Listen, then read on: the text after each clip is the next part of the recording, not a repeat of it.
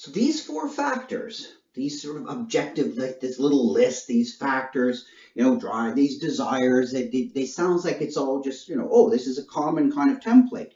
Yeah, but remember, Orwell's interested in balance. So these four factors, they're the general side of the impulse to write, but their proportion, right? They can vary, right? It might be stronger at certain times than others, depending on the circumstances, right? So their proportion varies according to the times. And Orwell gives himself as an example. So he brings himself back into the picture, trying to reconnect with his reader all the time. He says, your nature is shaped as you hit adulthood. That's probably going to be more or less who you are. It's shaped by the society you're in, but there's an underlying nature, he suggests, that if you read into it, that's distorted by what society does to us. And he suggests that he's probably a fairly peaceful type himself, less political than he would be. Like if he were living in different times that were more peaceful, he probably would be a much less political type. So he's a type that naturally reacted to the political and eventually developed this, incredible hatred of authority. And he says maybe I would have been a more peaceful writer if I'd have lived in different times, more of a poet or something. Again, with that, and he did try it more or less to be a more, shall we say, a more aesthetic, more literary type writer with his novel, The Clergyman's Daughter, and it didn't work. He was living in the wrong time for him to be that kind of a writer. So pretty big sort of themes like, my times shape me and I therefore will shape my times. But nonetheless, you always want to think about in your writing a sense of balance. It doesn't mean you're completely neutral. Don't confuse the ability to be balanced with just being neutral and having no view. That's a mistake. Being balanced means you can see and you're not caught in one perspective, but that doesn't mean that you have no take or no understanding or no position.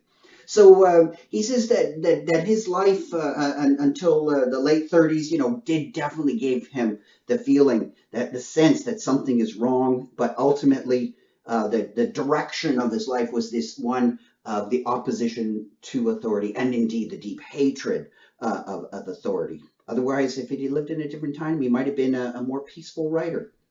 But he says eventually in his experience with the Spanish Civil War, that gave him his political direction. Until then, he feels he wasn't so sure.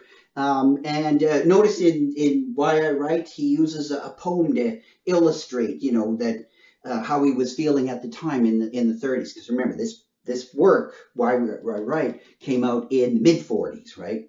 A year after Animal Farm. But this poem that he wrote in the 30s is this, what would you be like if the world had been different? And it's sort of this, I don't know who I am and whatnot. But his direction that was eventually shaped with his experiences with poverty and ultimately wars and the Spanish Civil War, the poverty in Marrakesh that he writes about. He became very much against totalitarianism and of a socialist mind. So naturally, he didn't like the tendency of certain socialist systems to develop into totalitarianism. Hence, the one of the points of Animal Farm. But we'll talk a little bit more because that's a pretty subtle book. So don't just read that as an all-out attack on socialism. He's a more subtle writer than that. But we'll get to that in a bit. But Orwell it's extremely important, he says, to know your own political bias, because that's how you can preserve yourself. If you understand your own political bias, you can work with it because you won't let it overwhelm you. You can still have your sense of an aesthetic sensibility. You can still have an intellectual integrity. If you're unaware of your biases, you can't do that. So it's very important, as we talked about earlier, knowing how fallacies work, that you don't get trapped by them, knowing how your own personal biases can affect how you feel. So in very much, it's kind of got a Freudian edge to it, right? Is and a Platonic one. Socrates, know thyself. So know who you are, know your biases, so you can keep your aesthetic sensibilities and your intellectual integrity. So let's continue.